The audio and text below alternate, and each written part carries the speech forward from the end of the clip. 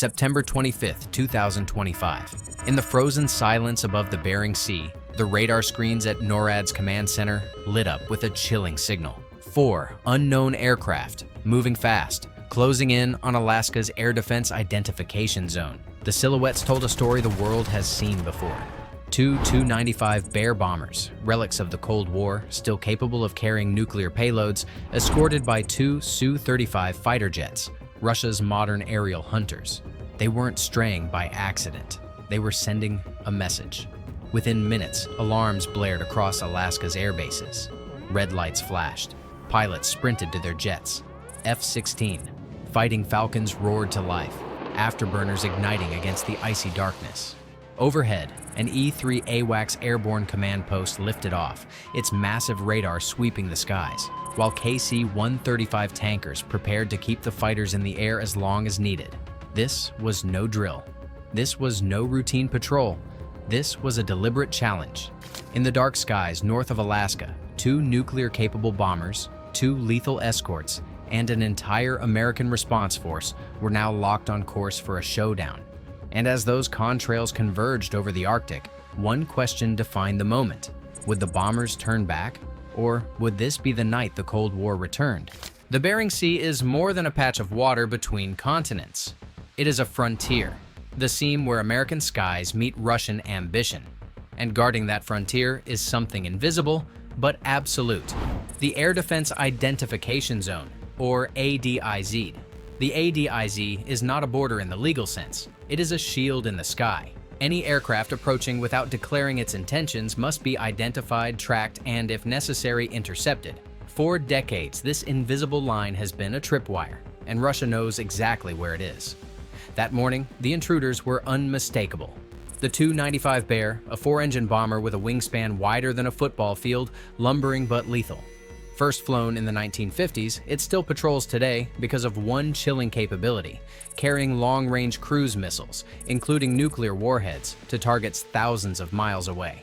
To America, the silhouette of a Bear bomber on radar is not just history, it is a reminder of existential danger. Escorting them were 2 Su-35 Flanker E fighters, Russia's cutting-edge aircraft built for speed, agility, and intimidation. Armed with radar-guided missiles and electronic warfare systems, they weren't simply escorts. They were bodyguards, daring anyone to interfere. Together, the Bears and Flankers weren't flying for training. They were making a statement. Russia can reach Alaska's doorstep, and they will not hide it. For NORAD, this wasn't just another intercept. This was a test of response time, readiness, and willpower. A test with stakes far beyond Alaska's icy coastline. Because every minute those bombers flew closer, the risk of miscalculation grew sharper. And on that September morning, the world watched as America's defenders prepared to answer the call. At Elmendorf Air Force Base in Alaska, the silence shattered. Klaxons wailed, red lights pulsed through hangars, and crews snapped into motion. To the men on duty that night, there was no mistaking the order: scramble. Pilots sprinted across the tarmac, helmets clutched tight, boots hammering the pavement. Maintenance crews yanked away covers, fueled lines disconnected in seconds, and engines screamed to life. The unmistakable roar of the F-16 Fighting Falcon cut through the Arctic night, compact, lethal, designed for speed and interception. One after another, canopies slammed shut. Afterburners lit the runway in violent blue flames. The first jets clawed into the sky, noses pitched high, disappearing into the dark. Each fighter carried air-to-air missiles, electronic countermeasures, and the steady nerves of pilots trained for exactly this moment, intercepting the uninvited. But they weren't alone. From another runway, the vast disc-shaped E-3A-WACS rose into the sky. America's flying command post, radar sweeping for hundreds of miles in every direction. Without it, the intercept would be blind. With it, the F-16s became an extension of a giant electronic eye. In the distance, tankers followed. KC-135 Stratotankers, airborne gas stations, climbed into formation. Their presence told the Russians something very clear. The US wasn't scrambling for a quick warning shot. It was preparing to stay in the fight for as long as it took. NORAD's command center buzzed with controlled urgency. Coordinates relayed, altitudes confirmed, call signs assigned. Falcon 1, lock course 270, Angels 30. Intercept in T-9 minutes. In the icy silence over the Bering Sea, contrails from the Tu-95s and Su-35s stretched westward, engines rumbling steady. Their course was deliberate. Their message was unmistakable. Closing fast from the east, American fighters sliced through the dark. The hunters had become the hunted. And as radar screens merged two sets of blips into a single point of collision, one truth crystallized. There would be no backing down now. 30,000 feet above the Arctic Ocean, the hunters finally met. The first F-16 broke through the clouds, its radar locking, eyes scanning for the silhouettes ahead. And then they appeared. Massive, unmistakable, the swept-back wings of the Tu-95 Bear bombers, propellers clawing the thin air, their fuselages glinting pale in the dawn light. Flanking them like wolves, two Su-35 fighters cut tight arcs, holding their line with cold precision. The American pilot steadied his breathing. "Visual contact," he radioed. The words echoed across NORAD channels. The intercept had become real. From his cockpit, he could see the Bear's gunner windows, even the faint shimmer of exhaust trailing behind. The bombers flew steady, engines droning like thunder. But their escorts, the Su-35s, shifted ever so slightly, banking just enough to show their teeth, wings bristling with missiles. It was a silent message. Do not come closer. The F-16s answered with their own maneuver. Side by side, they slid into escort positions, matching speed, altitude, and distance. Their presence was not optional. It was command-made flesh. You are being watched. You will not advance unnoticed. For long minutes, the two sides flew intense formation. No weapons fired, no words exchanged, only the shriek of jet engines and the quiet knowledge that one mistake, a misread signal, a sudden turn, a radar lock, could unleash a storm no one wanted. Inside NORAD's command post, the air was heavy. Controllers leaned over screens, tracking every heartbeat of distance.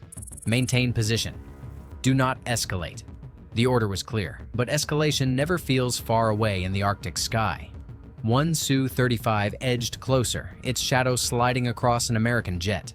The F-16 pilot flexed his hand on the stick, thumb hovering near the missile trigger. In that frozen second, history itself seemed to hold its breath. And then, nothing. The Russian fighter broke away, resuming its guard position. No shots, no sudden dives, just the uneasy dance of two great powers circling in silence. After nearly an hour, the Tu-95s shifted course. Slowly, deliberately, the formation turned back, away from the ADIZ, engines groaning as they angled for home. On the NORAD net, a single phrase cut through the static. Target turning cold. Relief, but not celebration, because everyone knew the truth. They would be back. On the surface, the intercept ended quietly. No shots fired, no violations of sovereign US airspace, just 4 Russian aircraft turning back into the endless Arctic. But beneath that calm lies the real story: intent.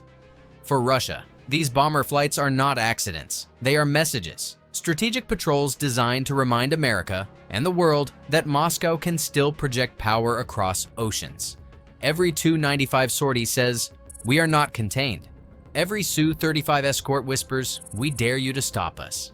This tactic is not new. During the Cold War, Soviet bombers routinely probed American and Canadian skies, sometimes weekly, sometimes daily. And though the Soviet Union collapsed, the practice never truly ended. Why? Because intercepts measure more than distance. They measure time. How fast does NORAD scramble? How many jets take off? How close will they fly? Every mission gives Russia a sharper picture of American readiness. And there is the psychological layer.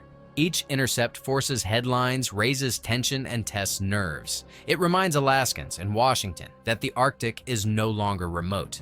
It is contested. For the United States, the response is equally symbolic. The roar of F-16s over Alaska is not just defense, it is deterrence. A declaration that every approach will be met, every time, without hesitation. In this icy chess game, no move is random. Every flight is a test, every intercept a warning. And on September 25, 2025, both sides showed their cards without firing a single shot.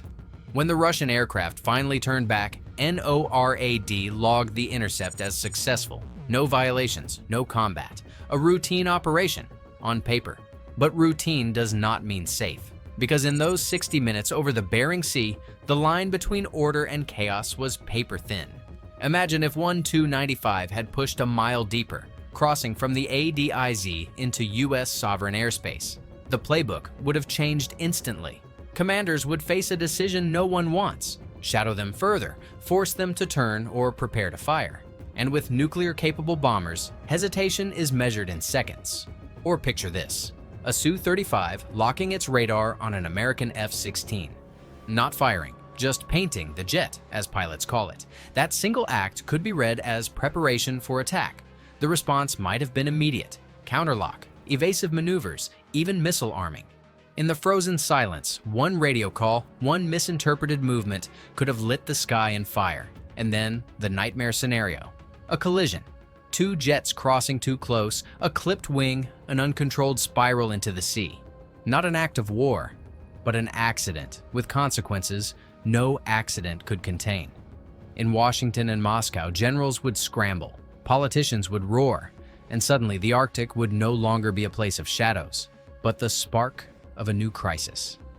On September 25th, that did not happen. The Russians turned home. The Americans stood watch. The world continued. But the lesson is brutal in its simplicity. The difference between routine and disaster is sometimes just one decision, 1 second, one breath. By dawn, the skies over Alaska were quiet again. The Tu-95s and their Su-35s escorts had vanished back into the Arctic haze, leaving only contrails fading in the pale light. On the surface, it seemed like just another Intercept, a story that begins and ends in silence. But silence is deceptive, because every Russian flight near Alaska is a rehearsal, a probe, a question posed in the language of steel and jet fuel. Are you ready? And every American scramble is an answer, delivered at Mach speed, always. This time, the confrontation ended without a shot. Next time, it may not. What if more bombers come? What if they bring hypersonic missiles? What if an F-16 pilot facing a radar lock at 30,000 feet has to decide in an instant whether to fire? The Arctic is no longer empty. It is a battlefield waiting to happen. And the world's eyes are fixed on the next move. If you want to see where that move leads, subscribe now, because the Cold War isn't history, it's airborne.